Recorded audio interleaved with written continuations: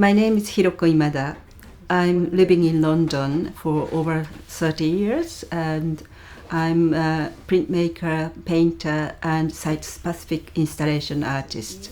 I made my first woodblock print when I was probably the age at 7 or 8 at my primary school.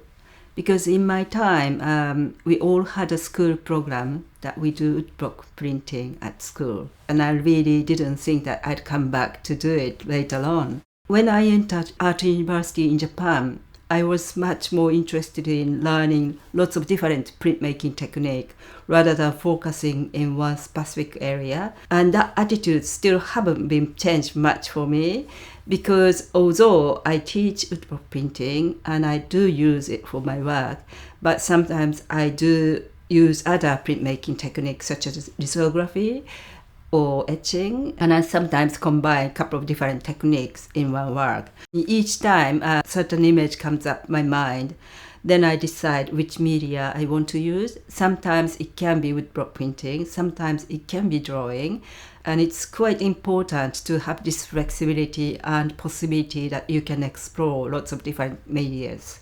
I wouldn't call myself as a specialist in a sense, because I learn it in general way and then I developed my own way of doing it, whereas all those master's work has been done in the special print workshops and it was a teamwork. So each area there is a specialist. For example, probably artist only design the block, then the carver does the carving only, then the printer does printing only, whereas nowadays as a contemporary printmakers we all have to do everything by ourselves. So the skill won't be able to reach that high standard. Instead, we can develop our own way of doing it, which I think also quite interesting. So there is a space in Japan that we still try to preserve this very important technique. So we can leave that side to these specialist people. But as a contemporary printmaker, we learn the technique, then use it effectively in your own work is, I think, more important thing.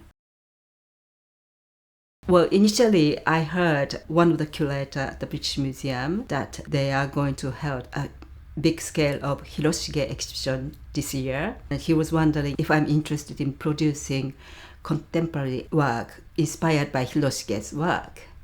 And I said yes. I thought it was a great opportunity for me to do it. Then I was given one of the Hiroshige's work copy. So when I looked at work, then I started to think how I can explore it. Hiroshige's work is very famous of his gradation, which we call bokashi in Japanese. I wanted to keep it simple because I knew that the process would be filmed. I thought it's very important that the way I design and print is simple enough to make audience understand the process of gradation printing and shouldn't be too complicated. So I decided to pick up 5 different colors, which is yellow, purple, famous blue, green, and then black. But I wasn't copying exact color of Hiroshige because when it comes to print my own work, sometimes it's too strong or too weak, so I kind of adapted within the color scheme to my own way. I was trying to use a couple of different ways of creating gradations, so straight gradations,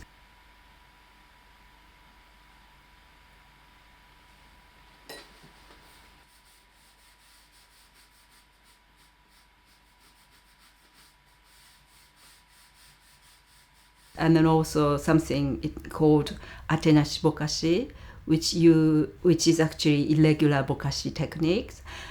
So hopefully audience will see the film, understand a number of different ways of doing bokashi techniques. First, you design the image. Initial design, I did it with pencil and watercolor. Then you trace the image, then transfer that to the plywood. In Edo period, cherry block was used for carving and printing. Just because I think at that time that was the one that is available. But now we have all sorts of different wood available for printmaking. And I use, and many other contemporary printmakers use something called Shina plywood, which is very soft and easy to carve. So I transferred each color to Shina plywood. And then you start carving. Then when you finish carving, you're printing. So when it comes to printing stage, you have to moist the paper in advance, because by moistening paper, it attracts ink more. So ink smoothly goes down to the fiber. I use gray board for moistening paper. I normally moist gray board a night before, and after moistening, I wrap it up and wait a little bit till the moisture level evens up. Then I started to put my paper in between the gray board so that the paper will be indirectly moistened. And throughout the printing process, I keep my paper in moisted condition. So as soon as I finish printing, I put it back in between this gray board. Normally you start off from printing lighter color. So this time I started to print yellow first, then light purple, blue, then green, then coming back to blue again, then black.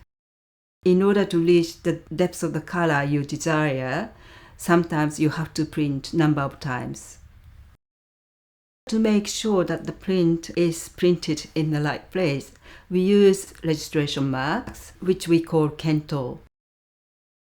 When I think about Hiroshige's very bold composition always comes up in my mind, which is actually copied by lots of Impressionist artists, especially Van Gogh. I'm quite interested in how he cut out the composition from what he saw. And sometimes he just cuts things into half, and it's quite unexpected way, but it is very effective as a picture. So there are a lot to learn from how he frames things. And I think still now, not necessarily that, when you're doing landscape, people tend to frame everything in rather than chopping things. But he chops things very effectively.